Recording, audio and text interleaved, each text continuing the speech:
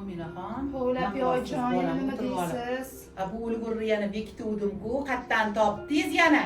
Yangi sotib oldim oyijon. Voy gapirib o'zimda qolmadi. Voy shuni bering qo'limga. Oyijon, qo'ya qoling. Menga qarang, siz bu tirnoq qo'lga urgandan ko'ra namozga tushsangiz bo'lmaydimi, bolam? Bu makruh-ku. Bu tahorat ham o'tmaydi, harom. Duolaringiz qabul emas. Buncha tirnoq qo'yaverasiz. Oyijon, hali yoshman-ku, keyin bosh berman. Ro'mol o'rabsiz.